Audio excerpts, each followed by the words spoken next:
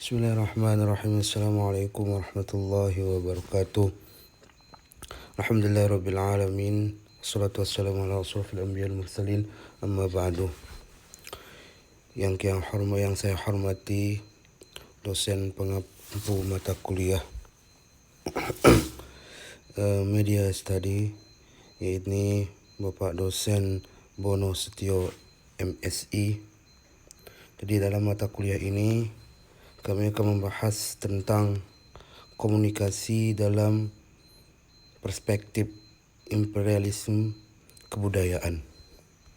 Jadi dalam presentasi ini kami akan membahas tentang bagaimana imperialisme kebudayaan atau kultural. Jadi sebelum kita membahas terlebih jauh mengenai materi kita, maka perlu kita mendahulukan apa latar belakang dari yang kita akan bahas nanti. Yang pertama yaitu kalau kita mengkaji budaya terkait erat dengan globalisasi yang secara cepat atau lambat telah menghilangkan batas-batas sistem komunikasi antara suatu wilayah dengan wilayah lain. Kemudian globalisasi dianggap sebagai penggerak, penyebar dan pengendali ideologi kapitalisme ke seluruh penjuru dunia yang kemudian menciptakan kebudayaan global yang populer, trendy dan kekinian yang cenderung seragam yang sering sekali ditiru oleh para konsumen budaya.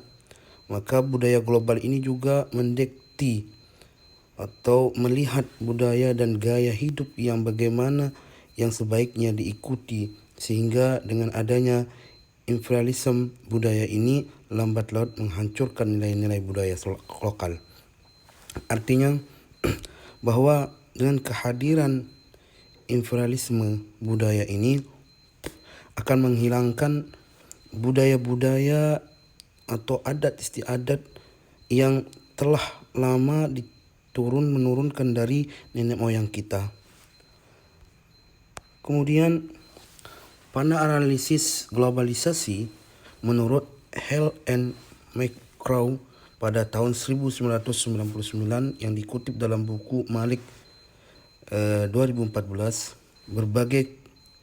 terbagi ke dalam 3 mazhab pemikiran, yaitu skeptis dan transformasionalis, yang dimana dalam hal ini dibagi menjadi 3 mazhab. Yang pertama adalah mazhab hyperglobalists, yaitu kelompok yang melihat globalisasi sebagai ancaman bagi suatu negara karena ia akan mengurangi kekuasaan negara dan digantikan kemudian oleh datangnya pasar global. Maka mazhab ini melihat faktor ekonomi sebagai determinan globalisasi yang akan mendenasionalisasi ekonomi suatu negara dan akan menyebabkan hilangnya kedaulatan negara. Kemudian mazhab yang kedua yaitu mazhab skeptik, yang dimana mazhab ini menyatakan bahwa globalisasi adalah sebuah mitos. Seberapa yang dimaksud dengan globalisasi dalam perspektif ekonomi sebagaimana yang dinyatakan kaum hyperglobalitas bukanlah fakta yang universal. Kemudian yang ketiga yaitu mazhab transformasionalis yang menganggap globalisasi punya konsekuensi struktural dan merupakan kekuatan pendorong perubahan masyarakat lewat pengaruh ekonomi, politik dan sosial dengan jalan proses dialektis. Jadi globalisasi bukan sekedar homogeni atau heterogen, konvergen atau divergen, melainkan sebuah proses dialektis yang menimbulkan baik integrasi atau fragmentasi sekaligus. Jadi dalam mazhab ini para analisis globalisasi mencoba membagi menjadi 3 bagian mazhab dalam pemikiran imperialism. Kemudian dalam era globalisasi, media dan budaya berkembang pesat dan memiliki saling ketergantungan. Maka media merupakan sebuah sarana yang efektif dalam menyebarkan untuk memenuhi kehendak khalayak dan bahkan memberikan arah yang signifikan terhadap pembangunan suatu negara. Maka media dan budaya juga berfungsi secara bahu-membahu di dalam mengkomunikasikan dan mempromosikan suatu budaya dari suatu negara ke negara lain. Artinya bahwa media dan budaya tersebut merupakan salah satu penyebar atau bisa dibilang dengan sebuah sarana untuk mempromosikan budaya setempat kepada negara-negara lain. Contohnya saja seperti budaya lokal kita. Kalau di Lombok khususnya itu ada namanya budaya nyongkolan. Sehingga melalui media dan budaya dia dapat menyebarkan budaya-budaya atau tradisi-tradisi yang ada dalam satu wilayah tersebut ke wilayah lain atau suatu negara ke negara yang lain. Baik, kita selanjutnya membahas tentang bagaimana perkembangan dan gejala imperialisme budaya. Teori imperialisme budaya muncul sejak tahun 1960 dan telah menjadi topik pembahasan di kalangan elit politik sejak tahun 1970. Jadi kalau kita melihat perkembangan atau istilah imperialisme ini sudah lama sekali, bukan hal yang baru, tetapi sudah ada sejak tahun 70-an. Maka perbincangan tersebut melahirkan istilah-istilah seperti imperialisme media, imperialisme struktural, dan ketergantungan budaya dan dominasi, sekularisasi budaya dan kolonialisme elektrik, imperialisme ideologis, dan imperialisme ekonomi. Jadi kata atau istilah imperialisme bukan suatu hal yang baru, tetapi sudah digunakan pada beberapa abad yang lalu. Kemudian dikatakan oleh Rauschenberger di tahun 2003 menyatakan bahwa pada awal kultural imperialism pertama kali muncul pasca Perang Dunia yang Kedua dengan berbagai macam nama pada saat itu, seperti halnya neokolonialisme, sport imperialism, dan economic imperialism. Dan istilah-istilah tersebut berubah setelah beberapa tahun kemudian, berubahlah setelah mendapat pembenaran dari beberapa ahli, sehingga berubah menjadi media imperialism, struktural imperialism, kultural defendisi atau scale horsen, electronic colonialism, ideologi imperialism, dan communication imperialism. Maka istilah-istilah itu tersebut muncul setelah dibenarkan oleh para tokoh ilmuwan pada tahun atau pada pasca Perang Dunia Kedua. Kemudian bagaimana budaya memproduksi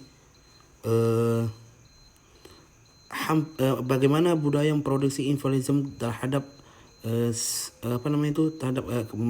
kebudayaan barat memproduksi hampir semua mayoritas media massa di dunia ini. Artinya mulailah dunia barat mencoba memproduksi kebudayaan seperti film, berita, komik, foto, dan lain-lain sebagainya. Dominasi ini dapat terjadi dengan dukungan. Jadi orang-orang barat itu memiliki dukungan sehingga dapat menguasai budaya-budaya yang berlaku pada dirinya. Apa yang membuat negara-negara barat tersebut mendominasi budaya? Yang pertama adalah dengan faktor dunia barat itu mempunyai uang atau modal. Jadi mereka, karena dunia barat tersebut, karena negara-negara barat, negara-negara yang maju memiliki modal yang banyak, sehingga dia dapat memproduksi semua media atau dapat memproduksi semua bentuk budaya seperti film, berita, komik dan lain sebagainya. Yang kedua, faktor yang dimana faktor ini juga sangat berperan dalam menguasai budaya, yaitu dengan adanya dunia mempunyai kemampuan atas teknologi. Jadi dia itu di samping memiliki uang atau modal yang banyak untuk memproduksi film, berita, komedi dan sebagainya, ia juga memiliki teknologi yang canggih yang bisa disebarluaskan ke negara-negara yang lain. Maka dari hal tersebut dapat dia dampak selanjutnya dari budaya-budaya yang mereka sebarkan, yaitu orang-orang di negara dunia ketiga yang melihat media massa di negaranya akan menikmati sajian-sajian yang berasal dari gaya hidup, kepercayaan dan pemikiran. Nah, inilah yang membuat dunia barat atau negara-negara maju budayanya dapat ditiru oleh beberapa negara seperti di Indonesia. Maka perkembangan selanjutnya adalah perkembangan imperialisme budaya di Indonesia. Setelah kita membahas tentang budaya atau penguasaan budaya dari dunia barat yang diaplikasikan atau yang diterapkan di Indonesia, maka tentu kita perlu juga mengkaji bagaimana perkembangan imperialisme budaya di Indonesia. Jadi hegemoni budaya hadir dari proses imperialisme budaya yang terjadi karena adanya globalisasi. Hal ini menunjang terjadinya penjajahan dan segala aspek kehidupan. Jadi budaya itu berasal di penjajahan. Kita dijajah oleh Belanda, maka ada budaya-budaya Belanda yang tertinggal di Indonesia. Dan kita dapat merasakan dominasi budaya barat dalam mempresentasikan kekuatan mereka dan menyatakan bahwa budaya mereka adalah budaya adiluhur dunia. Dia mengatakan bahwa budayanya merupakan budaya luhur dunia. Masyarakat di negara-negara berkembang dipaksa untuk menjadi bagian dari budaya yang dominan tersebut. Artinya secara tidak langsung negara-negara yang pernah dijajah oleh negara-negara barat atau negara-negara yang dapat ia jangkau medianya, maka negara tersebut seakan-akan memaksa suatu negara atau suatu tempat supaya ia mengikuti budaya atau tradisinya. Sebagaimana dampak yang kasat mata kita bisa melihat di Indonesia hari ini adalah sebuah gambaran tentang masyarakat konsumen yang tumbuh seiring dengan sejarah globalisasi ekonomi dan transformasi kapitalisme komunikasi. Jadi budaya di Indonesia yang saat ini berkembang pesat dari budaya barat yang diterapkan di Indonesia adalah budaya transformasi atau budaya globalisasi, budaya yang tidak pernah bisa ditinggalkan oleh masyarakat Indonesia. Kemudian gejala imperialisme budaya di Indonesia menurut Ismail dapat dilihat dari kurun waktu rezim berkuasa dan politik kebudayaan. Jadi pemerintah atau politik juga berperan penting pada perkembangan budaya tersebut. Pada era rezim Orde Lama, imperialisme budaya tumbuh namun tidak pasif akibat politik kebudayaan pintu tertutup bagi budaya barat yang diterapkan oleh Soekarno. Jadi pada zaman Orde Lama yang dipimpin oleh Soekarno, kebudayaan barat yang diterapkan, yang dibawa ke Indonesia dapat ditutupi. Karena apa? Karena peraturan-peraturan atau undang-undang yang berada pada Orde Lama tersebut. Kemudian Sultan Takdir Alisyah Bana menyatakan bahwa kebudayaan nasional Indonesia merupakan suatu kebudayaan yang dikreasikan yang baru sama sekali dengan mengambil banyak unsur dari kebudayaan yang kini dianggap paling universal, yaitu budaya barat. Maka sejak tahun 2009 saat organisasi Perserikatan Bangsa-Bangsa atau PBB untuk pendidikan ilmu pengetahuan dan kebudayaan, UNESCO mengesahkan batik Indonesia sebagai warisan budaya dunia. Pemerintah menetapkan pada tanggal 2 Oktober sebagai Hari Batik Nasional. Nah, jadi budaya Indonesia yang dapat dijangkau oleh yang dapat disebarluaskan atau dipromosikan sampai ke dunia luar, sampai ke negara luar, yaitu pada tanggal 2 Oktober. Maka setiap tanggal 2 Oktober masyarakat Indonesia merayakan Hari Batik. Nah, ini salah satu bentuk atau contoh daripada kerjasama antara media dan budaya. Maka UNESCO memasukkan batik dalam daftar representatif budaya tak benda warisan manusia. Nah, adapun budaya tradisional Indonesia yang menjadi kajian DOF antara lain. Jadi ada suatu budaya Indonesia yang dikaji oleh para ilmuwan luar sana. Seperti apa? Seperti misalkan agama tradisional. Bahwa agama di Indonesia bahwa agama di Indonesia itu bermacam-macam, tapi bisa aman, bisa tentram, tidak seperti negara di Amerika beda bentuk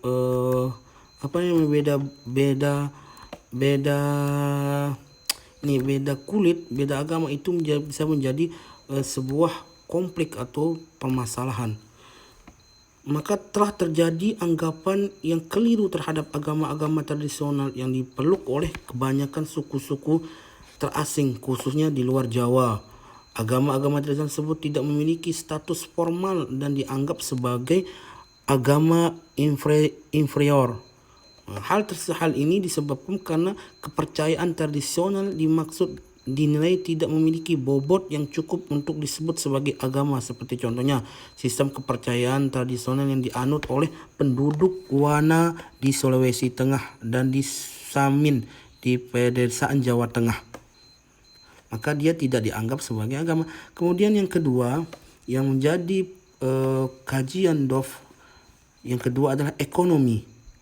Sikap negatif pemerintah Indonesia terhadap sistem ekonomi tradisional seperti misalnya dengan sistem pertanian ladang, usaha pengumpulan sagu dan usaha bertani berpindah-pindah dinilai sebagai usaha yang tidak efisien. Sistem pertani tersebut dianggap tidak mendukung proses modernisasi sehingga tidak dapat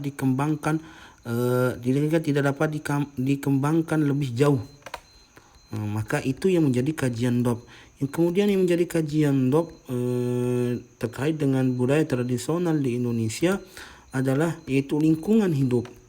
Peran nilai-nilai tradisional dalam menjaga lingkungan hidup dan mendorong penggunaan sumber daya alam secara terjaga kurang mendapat perhatian pemerintah.